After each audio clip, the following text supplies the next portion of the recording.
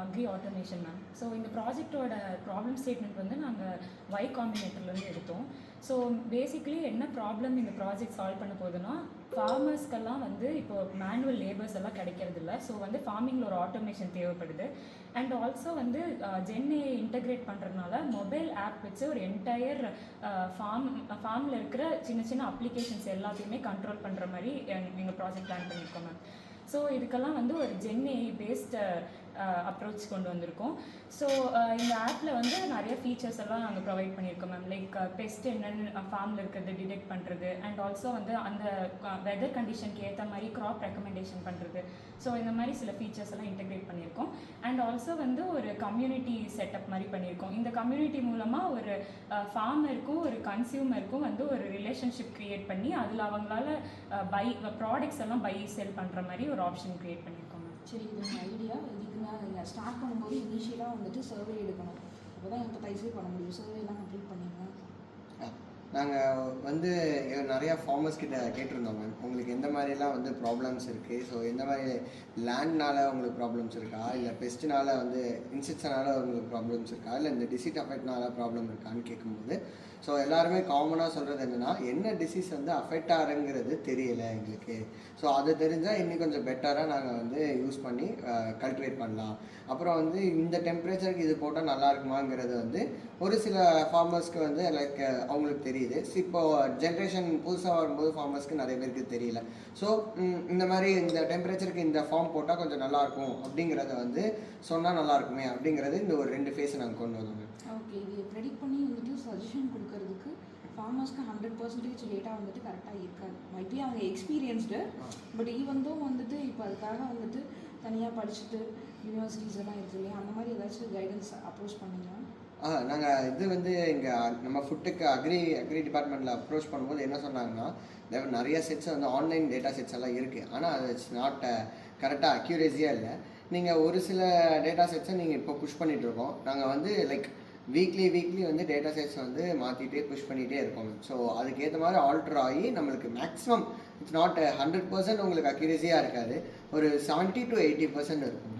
Because agriculture செக்டாரே வந்து ஒரு unpredictable sector தான் மேம். அதில் நமக்கு எங்கேயும் டேட்டா செட்ஸ் எல்லாம் நமக்கு வந்துகிட்டே இருக்கும். ஸோ அது வந்து கொஞ்சம் அப்டேட்டடாகவே டெக்னாலஜி வச்சுருக்கிற மாதிரி இருக்கும் மேம். நாங்கள் இப்போ இருக்கிற டேட்டா செட்ஸை வச்சு நாங்கள் ஒரு கன்க்ளூஷனுக்கு வந்திருக்கோம். பட் மேபி ஃப்யூச்சரில் எவ்வளோ வந்தாலும் அதை ஃப்ரீக்வெண்ட்டாக அப்டேட் பண்ணுற மாதிரி தான். இந்த டேட்டா செட்ஸ் யார்கிட்டேருந்து வாங்குறீங்க அண்ட் எந்த இடத்துக்கு யூஸ் பண்ணுறீங்க? பட் அக்ரிகல்ச்சரும் போது நினச்சி பாருங்கள், area to area it differs. அப்போ இருக்கும்போது ஒரு இடத்துக்கு நீங்கள் கொடுக்குற சஜஷன் எல்லா ஏரியாவுக்கும் அப்ளிகபிள் ஆகும். நீங்கள் கன்னியாகுமரியில் இருக்கிறது கொடுத்துறது வந்துட்டு கோயம்புத்தூருக்கு சேர்த்து வராது.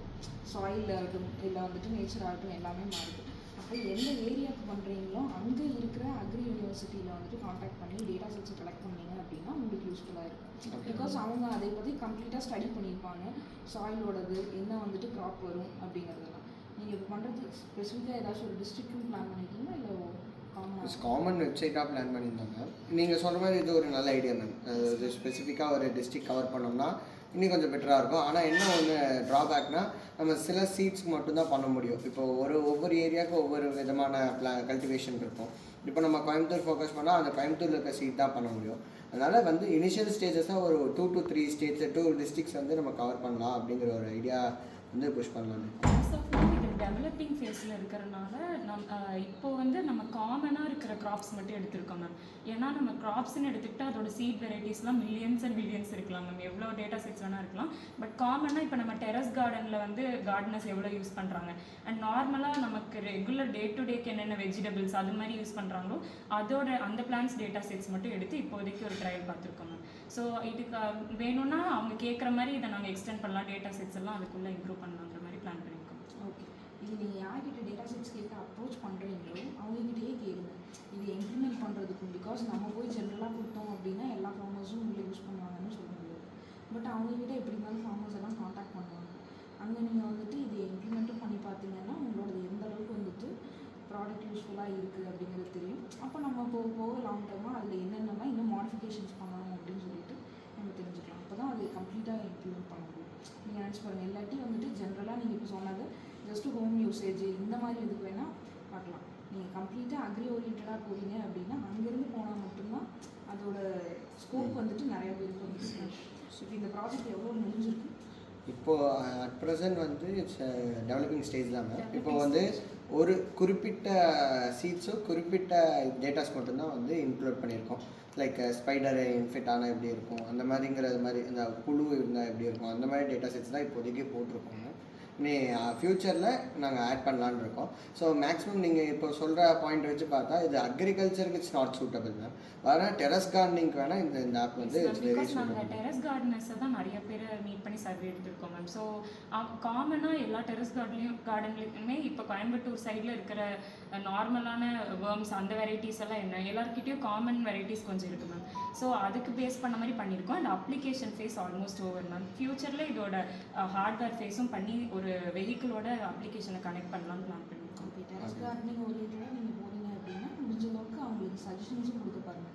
பிகாஸ் டெரஸ் கார்டனிங்க்கு தெரியாது எப்போ வந்துட்டு பெஸ்டிசைட்ஸ் கொடுக்கணும், அதோட மெயின்டெனன்ஸ் வந்துட்டு அந்த அளவுக்கு தெரியாது. ஜஸ்ட் ஹாபிக்காக ஸ்டார்ட் பண்ணுவாங்க. பட் இது எல்லாமே உங்கள் வெப்சைட்டில் கிடச்சதுன்னா அவங்களுக்கு இன்னும் யூஸ்ஃபுல்லாக இருக்கும். அங்கே தான் மேம் நாங்கள் ஜென்னை வந்து இம்ப்ளிமெண்ட் பண்ணுறோம். ஜென்னை தான் வந்து சஜஷன்ஸ் தர மாதிரி வச்சுருக்கோம் மேம்.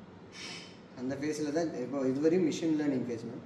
ஜென்ஏ ஃபேஸுங்கிறது வந்து அவங்களுக்கு எப்படிலாம் வந்து சீட் போடலாம், கல்டிவேட் பண்ணால் எப்படி வந்து அவங்களுக்கு ஈல்டு கிடைக்குங்கிறத ஃபுல்லாக சொல்கிறது ஃபுல்லாகவே அதில் தான் மேம். Thank you ma'am. தேங்க்யூ.